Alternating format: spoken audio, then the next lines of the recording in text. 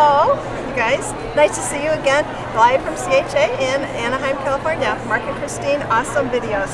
I wanted to show you today my newest matte minis, and this is what they look like. This is one of the sets. This is called Birds in Their Houses. So they come in this little storage sheet. There are 2 sheets of white in the package that retails for $4.95, and there's 36 total pieces in there, so it's a good value. The matte minis are cut from, they're laser cut actually from a magic matte board material that's very light but it's very strong. So this is what it looks like in the package, and I'll show you how they turn out.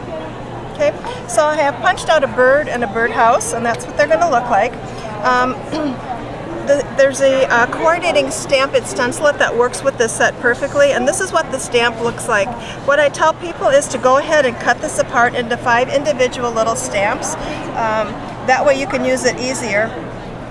And I'll show you how it works. So I'm going to use, I'll do the bird first. And I like to do birds or wings in kind of a mirror image. That way you know, a lot of times you need it facing left or facing right depending on whatever kind of a sentiment you used. So that's kind of a nice option with these birds. So if you do screw up one side, if you just kind of get it off kilter, not a problem. Turn it over and use it again with the other bird stamp. Okay? So I like to put my stamp on a grid block because that's going to hold it down. And I'll just go ahead and ink my stamp with Jet Black Archival ink. And I choose the Jet Black Archival because it's a permanent waterproof ink.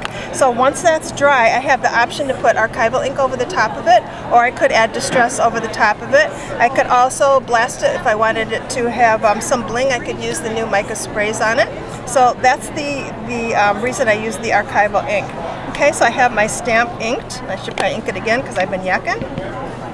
Okay, now you'll see that this little bird is laser cut, so it's going to fit perfectly in that stamped area.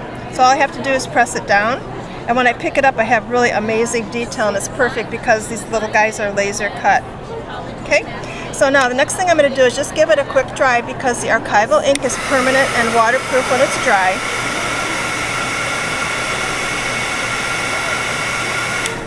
So these pieces are easy to customize for any of your projects then because they're pure white. So if I take my violet ink, I can just use my blending tool, just ink right over my little bird.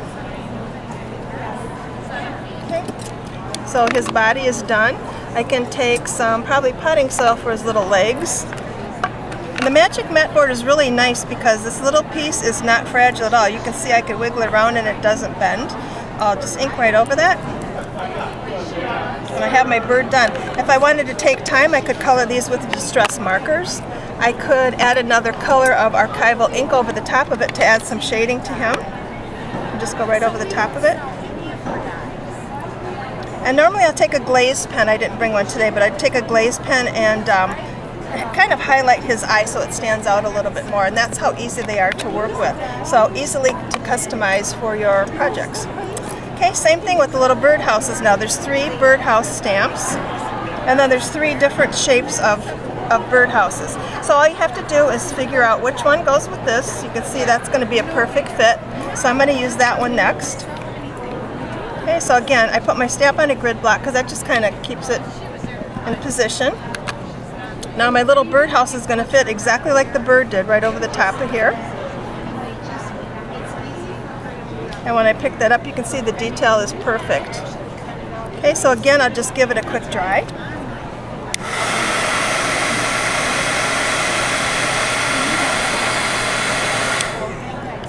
Okay, and if I want my birdhouse to be blue, if I have a blue, I'll just do tiger lily.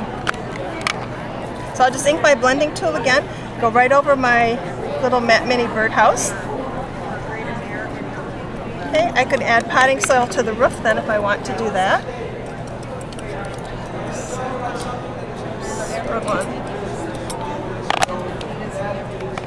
And I'll put that just on the roof area. So all I have to do is pick that guy up.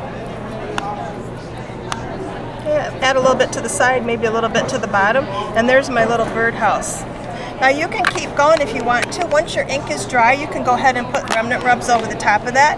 You can stamp over the top of it. And I'll show you some finished examples. Okay, so same little birdhouse I just demoed. You'll see I added a remnant rub here, and I used my ticking background stamp. and stamped over the top of it. So now that little house has a pattern on it.